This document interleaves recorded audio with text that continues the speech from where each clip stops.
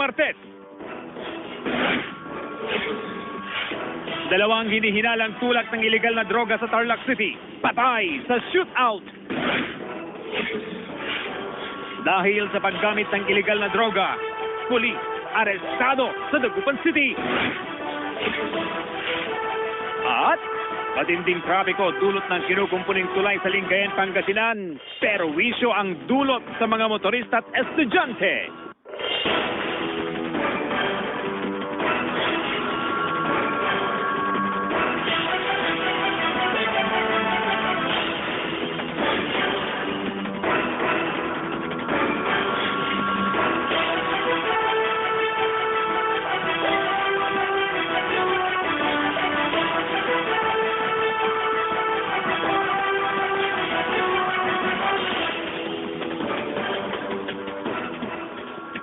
Magandang hapon, Hilaga at Gitnang Luzon. Patay ang dalawang hinihinalang tulak ng iligal na droga matapos umanong makipagbarilan sa mga pulis sa Tarlac City. Nagkaroon umano ng negosasyon sa cellphone ng isang pulis na nagpanggap na parokyano at isa sa mga suspect na nakilala sa alias Miroy. Matapos magkaabutan, aarestuhin na sana ang mga suspect pero bigla umano silang nagpaputok. Nagkahabulan hanggang sa mga corner at mapatay ang mga suspect. Nakuha sa mga suspect ang isang plastic sachet na naglalaman ng hinihinalang shabu, dalawang caliber 38 na baril, ilang mga bala at pera. Isang miyembro ng pulisya arestado matapos umanong mahuli sa aktong bumabatak ng shabu. Yan ang balitang tinutukan live ni Alfie Tulagan. Alfie! Yan si Jay sa ginawang arang panghuhuli dito sa kanilang kabaro. Patunay raw ito na wala silang sinasanto at seryoso ang pulisya sa kampanya kontra iligal na droga. Isang pulis na awol o absent without official leave ang arestado sa operasyon ng otoridad sa Barangay Pantal Centro, Dagupan City. Nahuli si Police Officer Juan Wilson Ballesteros, 35 anyos, na akto manong gumagamit ng shabu sa isang abandonadong kubo. Dahil nasa listahan siya ng yung tinatawag natin na counterintelligence watchlist. Nasa watchlist din siya ng Dagupan City Police sa ng intelligence unit natin sa PPO. Ayon kay Abrahano, dating nakatalaga si PO1 Ballesteros sa Dagupan City Police Station pero nasibak noong 2015 dahil sa madalas na pagliban nito sa trabaho. Nailipat sa Kalasyaw Police Station hanggang sa Magawul. Nakumpiska sa suspect ang isang pakete ng hinihinalang shabu at iba pang drug paraphernalia. Tumagi magbigay ng pahayag ang suspect na mahaharap sa kasong kriminal at administratibo. Committed yung PNP doon sa pagsugpo ng drug trafficking dito sa community natin. Even if it takes na ang mahuli pa natin maninunito. CJ, na pag-alaman nga natin dito kay Police Superintendent Christopher Abrahano, ang Chief of Police ng Dagupan City, na itong si PO1 Ballesteros ay nagkapagsilbi dito sa Dagupan City Police Station ng halos 2 taon at pagkatapos nga niya na masibakay naitalaga ito sa Kalasyaw Police Station. Pero mula noon daw ay hindi na rin ito pumasok. Nag-awol na rin daw ito o yung absent without official leave. At yung kasong kakaharapin nito na criminal charge ay yung kanyang illegal possession of dangerous drugs, habang kakasuhan din ito ng grave misconduct para naman doon sa kasong administratibo. At kapag napatunayang guilty, itong si PO1 Ballesteros ay tuloy na itong matatanggal o madidismiss sa serbisyo bilang pulis. CJ? Maraming salamat, Alfie Tulagan. Top 4 drug personality sa Lingayen, Pangasinan, huli sa bypass operation. Sundan sa report.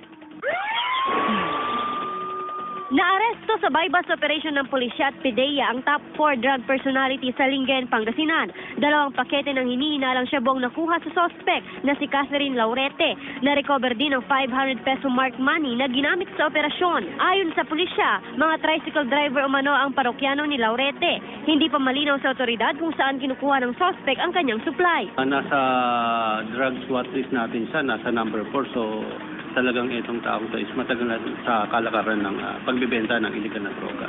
Aminado ang suspect na gumagamit ng iligal na droga pero hindi raw siya nagtutulak nito.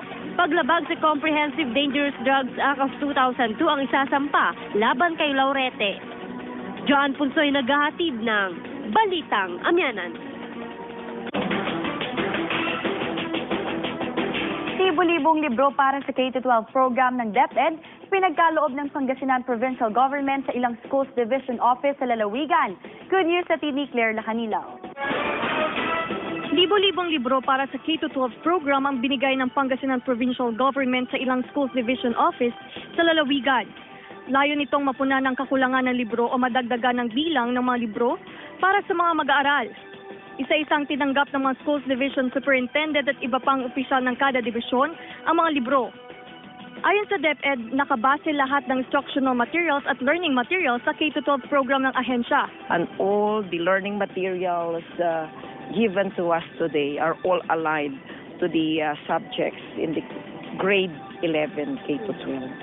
Tiniyak naman ni Governor Amado Espino Jr. na magpapatuloy ang mga magagandang programa sa edukasyon sa lalawigan. Pinaka-importante, allow me to thank you from the bottom of my heart for all the cooperation, willingly or unwillingly given. Claire Lacanilaw, nag-aatid na Balitang Amyanan. Narito ang public service announcement mula sa Beneco. 8 oras sa power interruption mula alas 9 ng umaga hanggang alas 5 ng hapon ang mararanasan sa ilang bahagi ng Baguio City bukas, June 29. Apektado rito ang Calle Lily Building, Mega Pines, Texan Street at DJH Compound. Oh my gulay!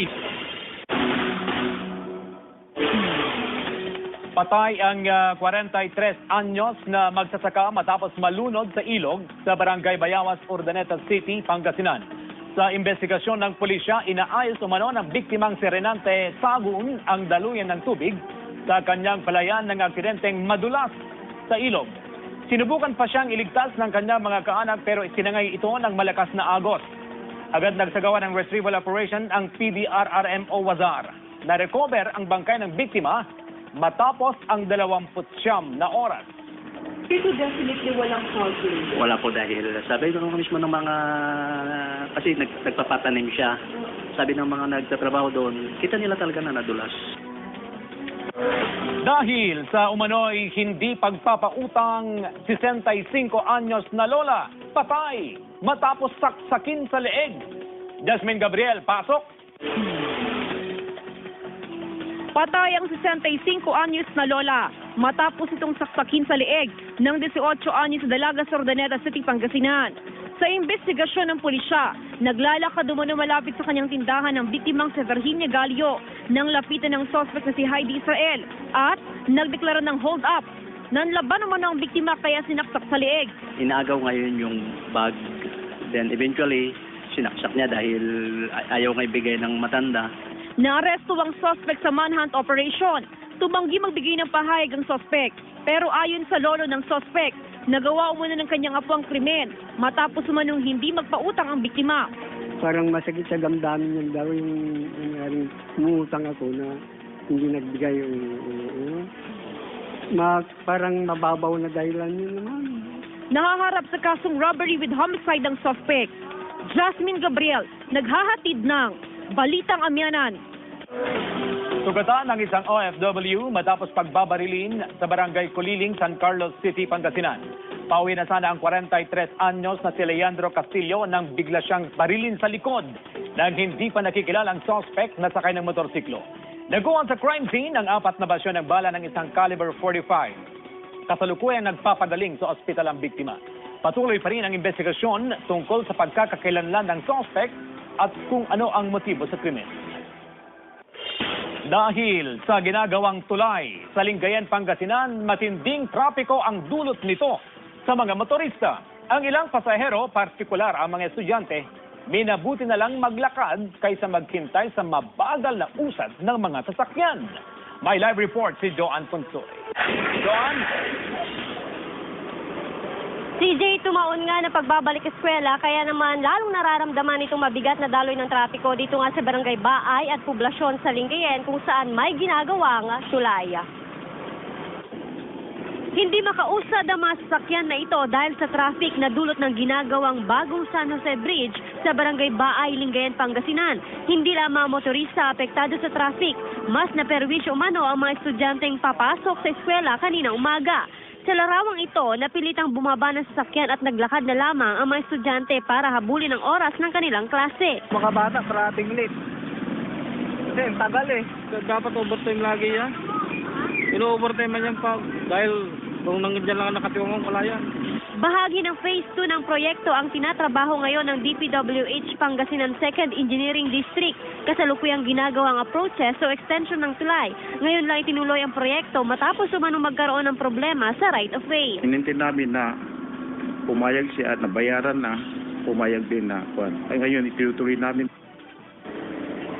CJ, usually nga nararanasan itong mabigat na daloy ng trapiko sa mga ganitong oras na pauwi na sa kanilang mga bahay itong ating mga kapuso mula sa kanilang klase at trabaho, at sa umaga naman napapasok na sila sa kanilang mga bahay at sa trabaho. Karaniwan yan pagsapit ng alas 6 ng umaga hanggang alas 8 ng umaga at pagsapit naman ng alas 4 ng hapon hanggang alas 7 yan ng gabi. Ayon naman sa DPWH Pangasinan 2nd Engineering District ay target nilang matapos itong proyekto bago nga matapos ang buwan ng Hulyo. Nakita rin natin, CJ, na merong mga nakaantabay nga ng miyembro ng kapulisan mula sa Lingayen Police na gumagabay sa mga motorista. Balik sa'yo, CJ.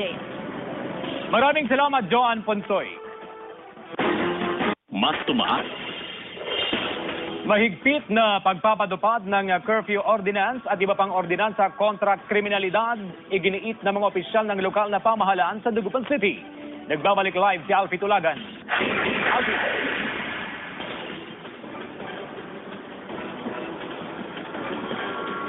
Yes, CJ, parang lalong paigtingin itong panghuhuli dito sa mga lumalabag sa mga ordinansa at batas sa lungsod ng Dagupan ay nakatagdang ipatupad itong tinatawag na violations ordinance receipt o ordinance violation receipt dito sa mga pasaway ng mga Dagapenyo. Suportado ng mga tricycle driver na sina Ervic at Pilahio ang pagpapaigting sa pagpapatupad ng curfew ordinance sa lungsod ng Dagupan. Para rin daw ito sa kapakanan ng mga kabataan. Mas buti na yun. Pabor na ako doon dahil baka hindi na sila mag-issue ng mga pinagbabawal na gamot. Yung mga bata, hindi parehas. Baka ano na sila ng masama sa daan. 2003 pa na ipasa ang curfew ordinance ng lungsod ng Dagupan. Ayon mismo sa author at principal sponsor ng ordinansa, paiigtingin ang implementasyon nito alinsunod sa panawagan ni President-elect Rodrigo Duterte kaugnay sa pagsugpo ng kriminalidad sa bansa. Once Mayor Duterte assumes as president, the curfew hours for minors will be enforced in Dagupan City. Ipapatupad din ng Ordinance Violation Receipt o OVR para paigtingin ang pagpapatupad ng mga ordinansang may kaugnayan sa kriminalidad. This would make it easier for the executive to implement the ordinance and to track the number of violations in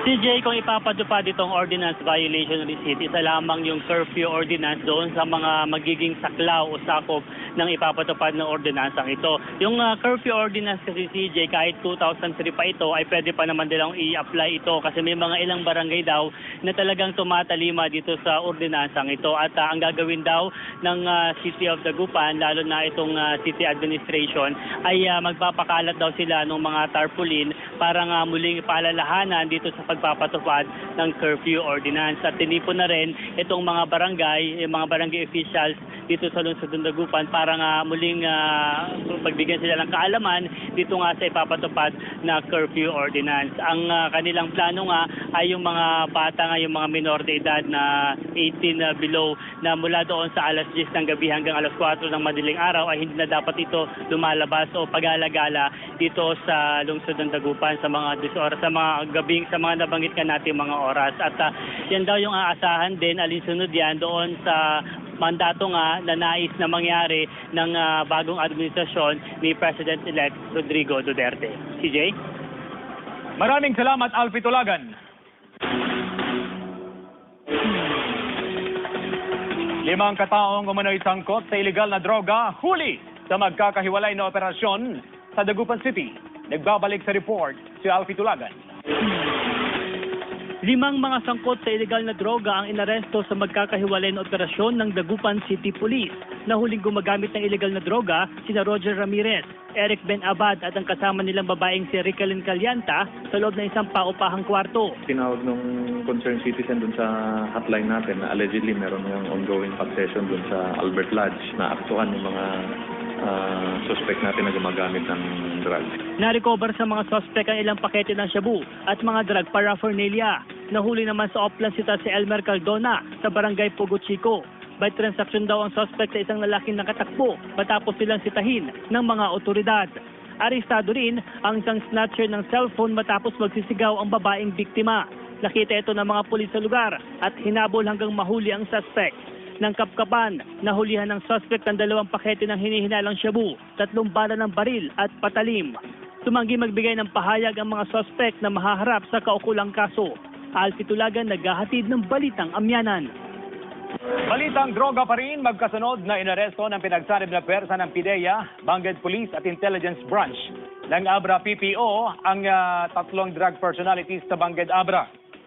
Unang naaresto sina Terence Ginaban at Eliezer Casel sa bypass operation.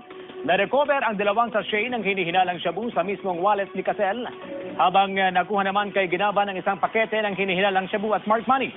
Matapos mahuli ang 2, ikinanta rin nila ang isa pang tulak umano ng shabu na si Nelson Bilguera sa follow-up operation ng pulisya. Naaresto si Bilguera at na-recover sa kanya ang 2 pakete ng shabu at smart money. Itinanggi naman ng suspect na sa kanya ang mga na-recover na shabu.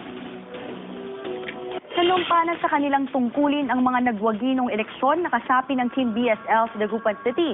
Magkaroon ng misa bilang pasasalamat na pinangunahan ni re-elected Vice Mayor Brian Lim kasama ang 4 na nalong konsehal mula sa kanilang partido.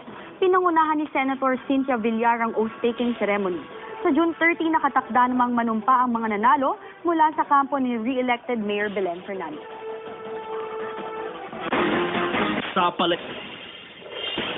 Ginang na gumamit sa napulot na credit card, arestado sa kasong estafa. Modus operandi nito, nabisto. Nagbabalik live si Joan Ponsoy. Joan. CJ, simple lang naman daw itong naisipakahulugan ng kasong ito kapag nakapulot ng mga bagay na hindi pagmamayari. Mainam na may balik ito kung sino man yung nawalan o di kaya makipag-ugnayan sa otoridad nang sa ganun nga ay may balik ito ng maayos. Kasong estafa ang kinakaharap ni Ginang Josefina Hipolito, Tubong, Cavite. Inaresto siya ng Lingayen Police sa bisa ng warrant of arrest. Ayon sa pulisya, nakapulot ng credit card si Hipolito at ginamit niya ito sa kanyang transaksyon sa pagbili ng mga gamit. Ito, nagpagawa siya ng ID niya na kung saan nagmamatch dun sa card na ginamit niya.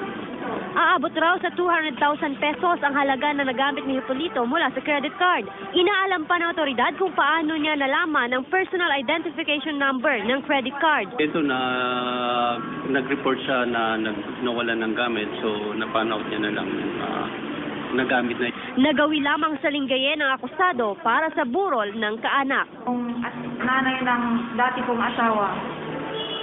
Binisita niyo? Opo. Joan Punsoy naghahatid na.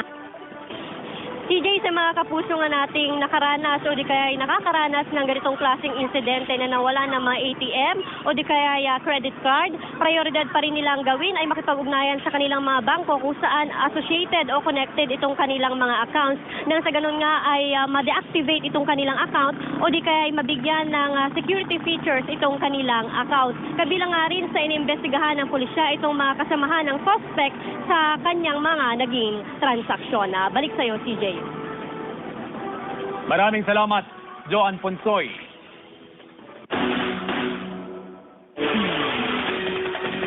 Suspect sa pagpaslang kay PO3 Marman de la Cruz ng Urdaneta City Police Station, arestado na ng otoridad. Tutukan sa report.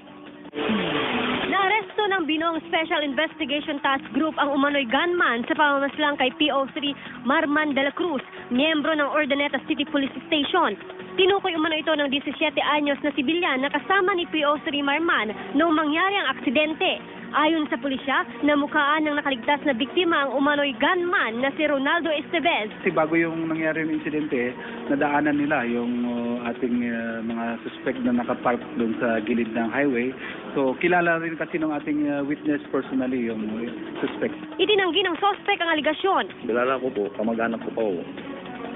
Pero wala po kaming alitan. Mabait po rin sa akin yung taong yun. Sa record ng pulisya, sangkot sa transaksyon ng iligal na droga at kaso ng nakawan ng suspect.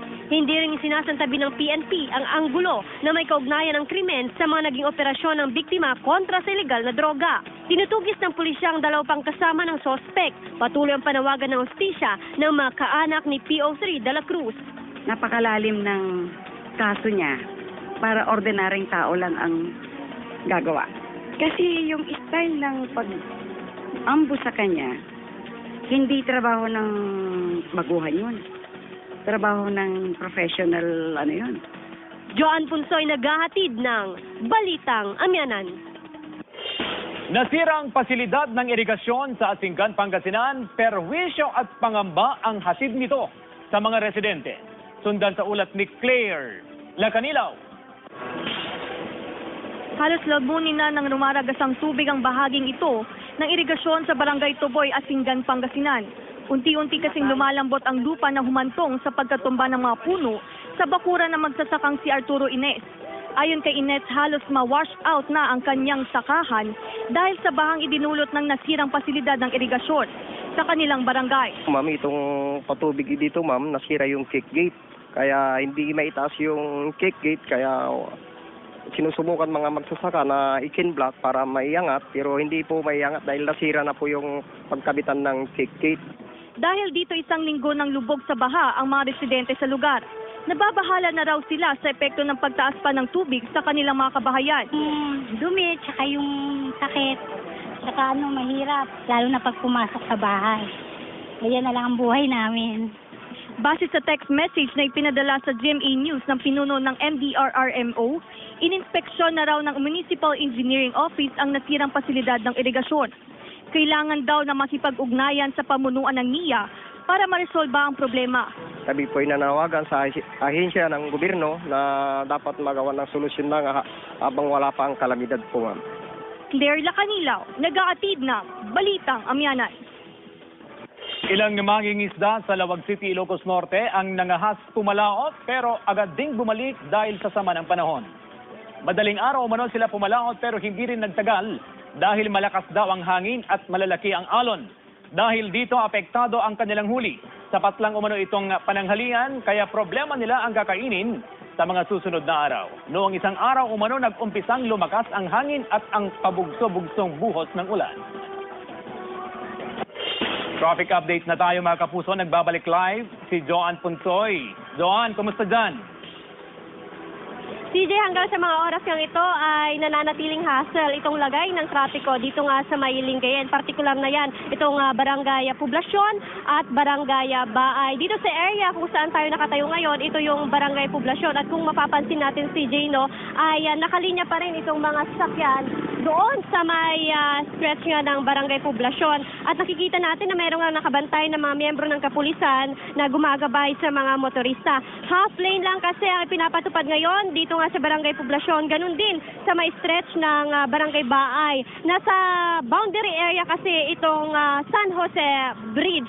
Sa estimate nga ng Department of Public Works and Highways, itong Barangay Poblasyon nga ay nasa 62 meters itong stretch na half lane. Habang ito naman sa may Barangay Baay ay nasa 79 meters itong half lane na pinapatupad sa mga motorista. Ayon sa mga residente ay 1 week na raw na isinasaayos itong San Jose Bridge at ayon sa DPWH ay nasa phase 2 naman na sila. Tapos na talaga itong bridge pero itong kanilang approaches o itong rampa ng mga sasakyan, ito na yung isinasaayos nila at ayon sa kanila ay almost completed na raw ito bago pa matapos itong buwan ng Hulyo. Balik sa'yo, CJ. Maraming salamat, Joan Punsoy. May nanalong muli ng 1 milyong piso sa Kapuso Milyonaryo sa IC Marilyn Paklibar ng Cagayan de Oro City. Maaari pa kayong sumali para sa pagkakataong manalo ng 1 million pesos, house and lot at brand new car. Alamin ang detalye, ilike ang official Facebook page ng Kapuso Milyonaryo.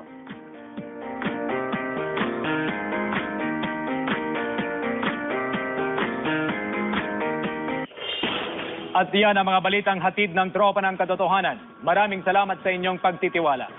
Kasama si Faye Centeno, ako po si CJ Torida. At ito ang Balitang Amyanan!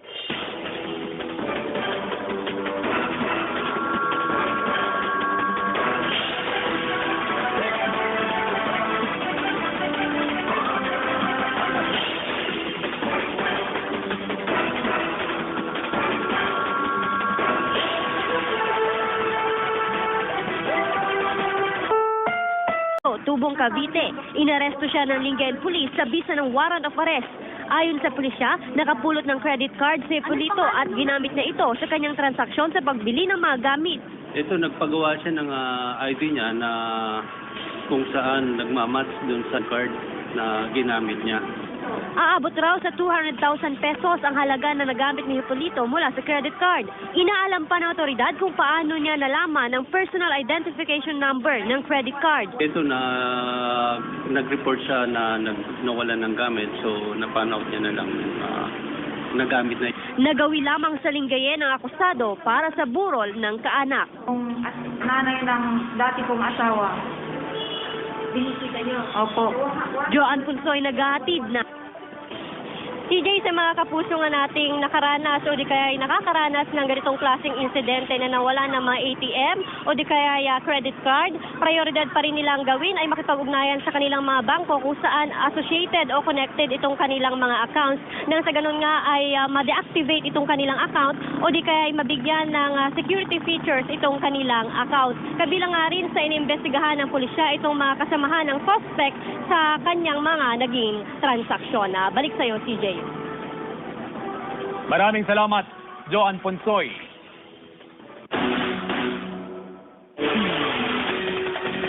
Suspect sa pagpaslang kay PO3 Marman de la Cruz ng Urdaneta City Police Station, arestado na ng otoridad. Tutukan sa report.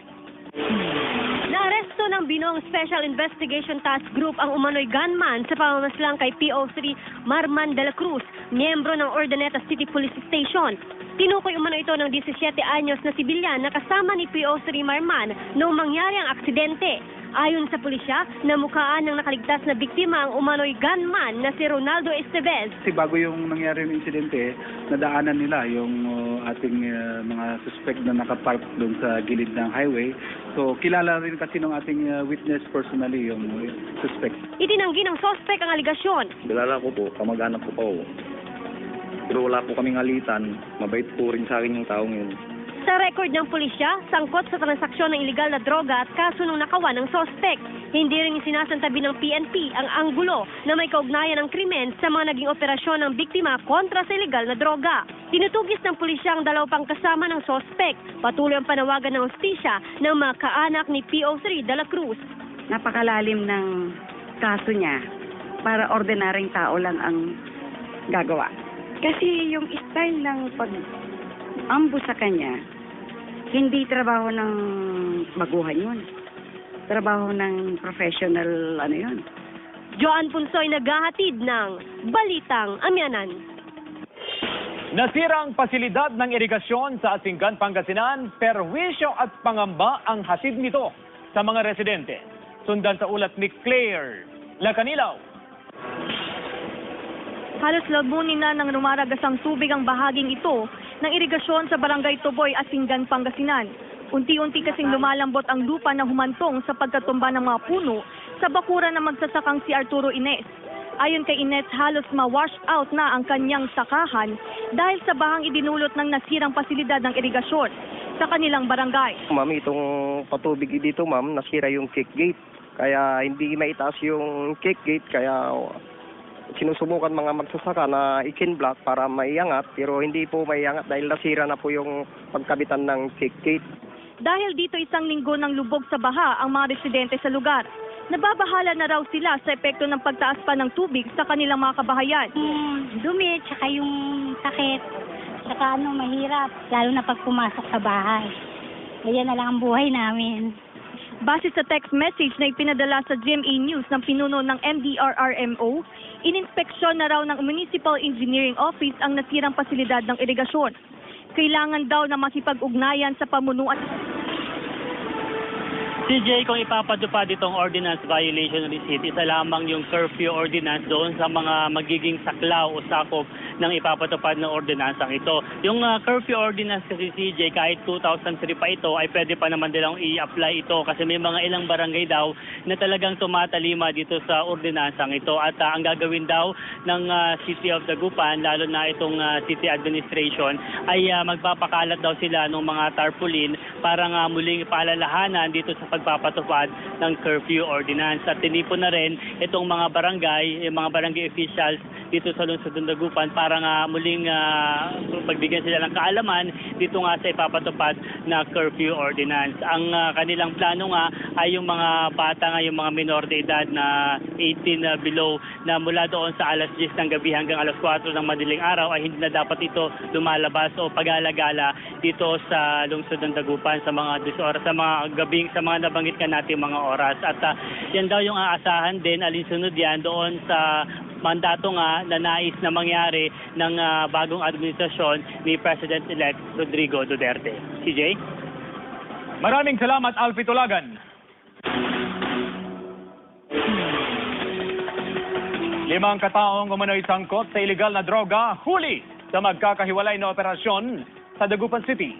Nagbabalik sa report si Alfie Tulagan. 5 mga sangkot sa iligal na droga ang inaresto sa magkakahiwalay na operasyon ng Dagupan City Police. Nahuling gumagamit ng iligal na droga sina Roger Ramirez, Eric Ben Abad at ang kasama nilang babaeng si Ricalyn Calianta sa loob ng isang paupahang kwarto. Tinawag nung concerned citizen dun sa hotline natin na allegedly meron ng ongoing session dun sa Albert Lodge na aktuhan ng mga suspect natin na gumagamit ng drugs. Na-recover sa mga suspect ang ilang pakete ng shabu at mga drug paraphernalia. Nahuli naman sa Oplan City si Elmer Cardona sa barangay Pugo Chico. By transaction daw ang suspect sa isang lalaking nakatakbo matapos silang sitahin ng mga otoridad. Arestado rin ang isang snatcher ng cellphone matapos magsisigaw ang babaeng biktima. Nakita ito ng mga pulis sa lugar at hinabol hanggang mahuli ang suspect. Ng Kapkapan, nahulihan ng suspect ang 2 pakete ng hinihinalang shabu, 3 bala ng baril at patalim. Tumanggi magbigay ng pahayag ang mga suspect na mahaharap sa kaukulang kaso. Alfie Tulagan, naghahatid ng balitang amyanan. Balitang droga pa rin, magkasunod na inaresto ng pinagsanib na pwersa ng PIDEA, Bangged Police at Intelligence Branch ng Abra PPO ang 3 drug personalities sa Bangged Abra. Unang naaresto sina Terence Ginaban at Eliezer Casel sa bypass operation. Na-recover ang 2 sachet ng hinihinalang shabu sa mismong wallet ni Casel, habang nakuha naman kay Ginaban ang isang pakete ng hinihinalang shabu at smart money. Matapos mahuli ang 2, ikinanta rin nila ang isa pang tulak umano ng shabu na si Nelson Bilguera sa follow-up operation ng pulisya. Naaresto si Bilguera at na-recover sa kanya ang 2 pakete ng shabu at smart money. Itinanggi naman ng suspect na sa kanya ang mga na-recover na shabu. Sanumpanan sa kanilang tungkulin ang mga nagwaginong eleksyon na kasapi ng Team BSL sa Dagupan City. Magkaroon ng misa bilang pasasalamat na pinangunahan ni re-elected Vice Mayor Brian Lim kasama ang 4 na nalong konsehal mula sa kanilang partido.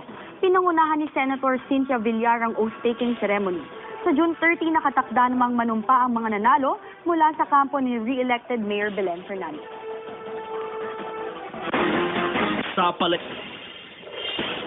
Ginang na gumamit sa napulot na credit card, arestado sa kasong estafa. Modus operandi nito, nabisto. Nagbabalik live si Joanne Ponsoy. Joanne. CJ, simple lang naman daw itong nais ipakahulugan ng kasong ito kapag nakapulot ng mga bagay na hindi pagmamayari. Mainam na may balik ito kung sino man yung nawalan o di kaya makipag-ugnayan sa otoridad nang sa ganun nga ay may balik ito ng maayos. Kasong estafa ang kinakaharap ni Ginang Josefina Hipolito. Naguhan sa crime scene ang 4 na basyo ng bala ng isang caliber 45. Kasalukuyang nagpapadaling sa ospital ang biktima. Patuloy pa rin ang investigasyon tungkol sa pagkakakilanlan ng suspect at kung ano ang motibo sa krimen. Dahil sa ginagawang tulay sa Lingayen, Pangasinan, matinding trapiko ang dulot nito sa mga motorista. Ang ilang pasahero, partikular ang mga estudyante, minabuti na lang maglakad kaysa maghintay sa mabagal na usad ng mga sasakyan. May live report si Joanne Ponsoy. Joanne? CJ, tumaon nga na pagbabalik eskwela, kaya naman lalong nararamdaman itong mabigat na daloy ng trapiko dito nga sa Barangay Baay at poblasyon sa Lingayen kung saan may ginagawang tulay. Hindi makausad ang mga sasakyan na ito dahil sa traffic na dulot ng ginagawang bagong San Jose Bridge sa Barangay Baay, Lingayen, Pangasinan. Hindi lamang motorista apektado sa traffic, mas naperwisyo umano ang mga estudyanteng papasok sa eskwela kanina umaga. Sa larawang ito, napilitang bumaba ng sasakyan at naglakad na lamang ang mga estudyante para habulin ang oras ng kanilang klase. Mga bata, parating late. Kasi ang tagal eh. Dapat overtime lagi yan. Ino-overtime man yan pa dahil kung nandiyan lang nakatiwang wala yan. Bahagi ng Phase 2 ng proyekto ang tinatrabaho ngayon ng DPWH Pangasinan 2nd Engineering District. Kasalukuyang ginagawang approaches o extension ng tulay. Ngayon lang itinuloy ang proyekto matapos umanong magkaroon ng problema sa right of way. Inintindi namin na pumayag siya at nabayaran na, pumayag din na. Ay ngayon itutuloy namin. CJ, usually nga nararanasan itong mabigat na daloy ng trapiko sa mga ganitong oras na pauwi na sa kanilang mga bahay itong ating mga kapuso mula sa kanilang klase at trabaho, at sa umaga naman napapasok na sila sa kanilang mga bahay at sa trabaho. Karaniwan yan pagsapit ng alas 6 ng umaga hanggang alas 8 ng umaga at pagsapit naman ng alas 4 ng hapon hanggang alas 7 yan ng gabi. Ayon naman sa DPWH Pangasinan 2nd Engineering District ay target nilang matapos itong proyekto bago nga matapos ang buwan ng Hulyo. Nakita rin natin, CJ, na merong mga nakaantabay nga ng miyembro ng kapulisan mula sa Lingayen Police na gumagabay sa mga motorista. Balik sa'yo, CJ. Maraming salamat, Joan Ponsoy. Mas tumaas. Mahigpit na pagpapadupad ng curfew ordinance at iba pang ordinansa kontra kriminalidad, iginiit ng mga opisyal ng lokal na pamahalaan sa Dagupan City. Nagbabalik live si Alfie Tulagan. Alfie.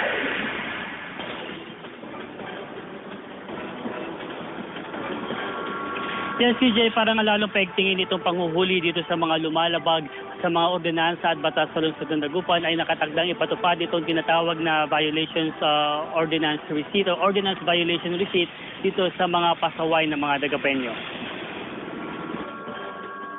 Suportado ng mga tricycle driver na sina Ervic at Pilahio ang pagpapaigting sa pagpapatupad ng curfew ordinance sa lungsod ng Dagupan. Para rin daw ito sa kapakanan ng mga kabataan. Mas buti na yun.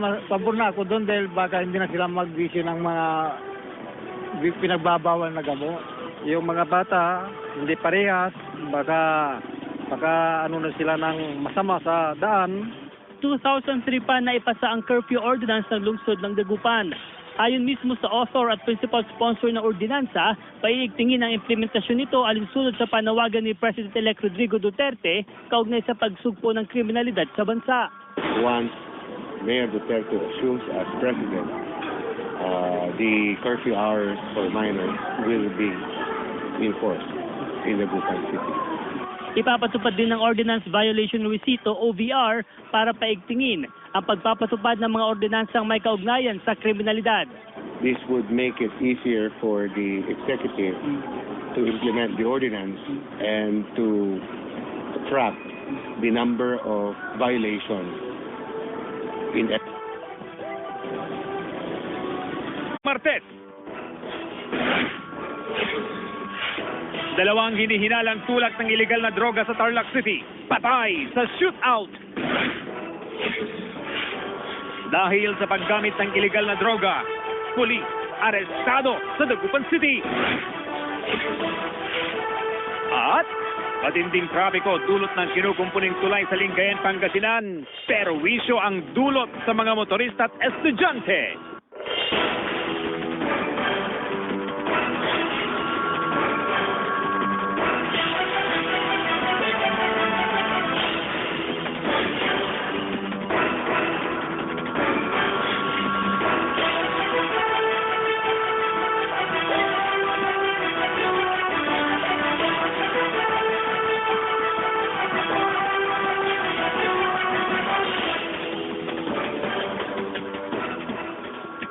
Magandang hapon, Hilaga at Gitnang Luzon. Patay ang dalawang hinihinalang tulak ng iligal na droga matapos umanong makipagbarilan sa mga pulis sa Tarlac City.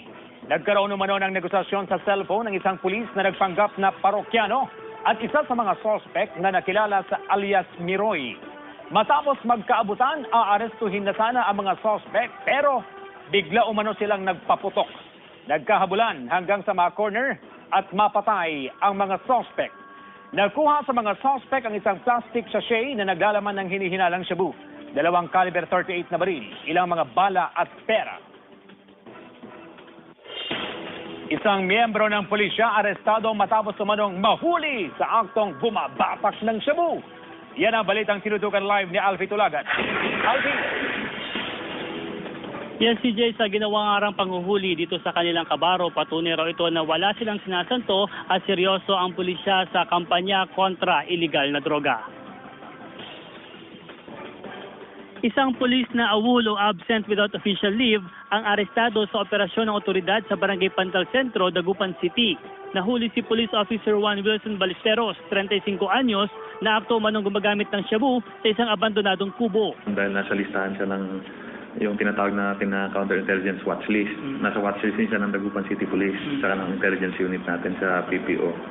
Ayon kay Abrahano, dating nakatalaga si PO1 Ballesteros sa Dagupan City Police Station pero nasibak noong 2015 dahil sa madalas na pagliban nito sa trabaho. Nailipat sa Kalasyaw Police Station hanggang sa Magawul. Nakumpiska sa sospek ang isang pakete ng hinihinalang shabu at iba pang drug paraphernalia. Tumagi magbigay ng pahayag ang suspect na mahaharap sa kasong kriminal at administratibo. Committed yung PNP doon sa pagsugpo ng drug trafficking dito sa community natin. Even if it takes na ang mahuli pa natin manin uniform. CJ, na pag-alaman nga natin dito kay Police Superintendent Christopher Abrahano, ang Chief of Police ng Dagupan City, na itong si PO1 Ballesteros ay nagkapagsilbi dito sa Dagupan City Police Station ng halos 2 taon at pagkatapos nga niya na masibak ay talaga ito sa Kalasyaw Police Station. Pero mula noon daw ay hindi na rin ito pumasok. Nag-awol na rin daw ito o yung absent without official leave. At yung kasong kakaharapin nito na criminal charge ay yung kanyang illegal possession of dangerous drugs, habang kakasuhan din ito ng grave misconduct para naman doon sa kasong administratibo. At kapag napatunayang guilty, itong si PO1 Ballesteros ay tuloy na itong matatanggal o madidismiss sa serbisyo bilang pulis. CJ? Maraming salamat, Alfie Tulagan. Top 4 drug personality sa Lingayen, Pangasinan, huli sa bypass operation. Sundan sa report. Naaresto sa bypass operation ng pulisya at PDEA ang top 4 drug personality sa Lingayen, Pangasinan. 2 pakete ng hinihinalang shabong nakuha sa suspect na si Catherine Laurete. Na-recover din ang 500 peso marked money na ginamit sa operasyon. Ayon sa pulisya, mga tricycle driver umano ang parokyano ni Laurete. Hindi pa malinaw sa otoridad kung saan kinukuha ng suspect ang kanyang supply. Nasa drug SWAT list natin siya, nasa number 4, so talagang itong tao to is matagal na sa kalakaran ng pagbibenta ng iligal na droga. Aminado ang suspect na gumagamit ng iligal na droga pero hindi raw siya nagtutulak nito. Paglabag sa Comprehensive Dangerous Drugs Act of 2002 ang isasampa laban kay Laurete. Joan Punsoy naghahatid ng Balitang Amyanan. Libo-libong libro para sa K-12 program ng DepEd, pinagkaloob ng Pangasinan Provincial Government sa ilang Schools Division Office sa Lalawigan. Good news sa ni Claire Lacanilaw. Libo-libong libro para sa K-12 program ang binigay ng Pangasinan Provincial Government sa ilang Schools Division Office sa Lalawigan. Layo nitong mapunan ng kakulangan ng libro o madagdagan ng bilang ng mga libro para sa mga mag-aaral. Isa-isang tinanggap ng mga Schools Division Superintendent at iba pang opisyal ng kada divisyon ang mga libro.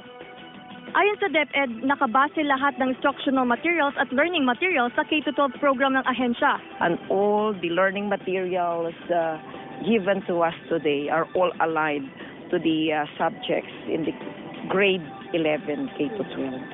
Tiniyak naman ni Governor Amado Espino Jr. na magpapatuloy ang mga magagandang programa sa edukasyon sa lalawigan. Pinaka-importante, allow me to thank you from the bottom of my heart for all the cooperation, willingly or unwillingly given. Claire Lacanilaw, nag-aatid na Balitang Amyanan. Narito ang public service announcement mula sa Bineco. 8 oras sa power interruption mula alas 9 ng umaga hanggang alas 5 ng hapon ang mararanasan sa ilang bahagi ng Baguio City bukas, June 29. Apektado rito ang Calle Lily Building, Mega Pines, Texan Street at BJH Compound. Oh my gulay! Patay ang 43 anyos na magsasaka matapos malunod sa ilog sa Barangay Bayawas, Urdaneta City, Pangasinan. Sa investigasyon ng pulisya, inaayos umano ng biktimang si Renante Sagun ang daluyan ng tubig sa kanyang palayan ng aksidenteng madulas sa ilog. Sinubukan pa siyang iligtas ng kanyang mga kaanak pero isinangay ito ng malakas na agos. Agad nagsagawa ng retrieval operation ang PDRRMO Wazar. Na-recover ang bangkay ng biktima matapos ang 29 na oras. Ito definitely walang foul play. Wala po dahil sabi ng mismo ng mga, kasi nagpapatanim siya. Sabi ng mga nagtatrabaho doon, kita nila talaga na nadulas. Dahil sa umano'y hindi pagpapautang, 65 anyos na lola, patay matapos saksakin sa leeg. Jasmine Gabriel, pasok. Patay ang 65 anyos na lola matapos itong saksakin sa leeg ng 18 anyos na dalaga sa Urdaneta City, Pangasinan. Sa investigasyon ng pulisya, naglalakad umano malapit sa kanyang tindahan ng biktimang si Virginia Galio nang lapitan ng suspect na si Heidi Israel at nagdeklara ng hold up. Nanlaban naman ang biktima kaya sinaksak sa leeg. Inaagaw ngayon yung bag, then eventually sinaksak niya dahil ayaw nga ibigay ng matanda. Naaresto ang suspect sa manhunt operation. Tumanggi magbigay ng pahayag ang suspect. Pero ayon sa lolo ng suspect, nagawa umano ng kanyang apo ang krimen matapos umanong hindi magpautang ang biktima. Parang masakit sa damdamin niya daw yung nangyaring umutang ako na hindi nagbigay yung parang mababaw na dahilan yun naman. Nahaharap sa kasong robbery with homicide ang suspect. Jasmine Gabriel, naghahatid ng Balitang Amyanan. Sugatan ng isang OFW matapos pagbabarilin sa Barangay Kuliling, San Carlos City, Pangasinan. Pauwi na sana ang 43 anyos na si Leandro Castillo nang bigla siyang barilin sa likod nang hindi pa nakikilalang suspect na sakay ng motorsiklo.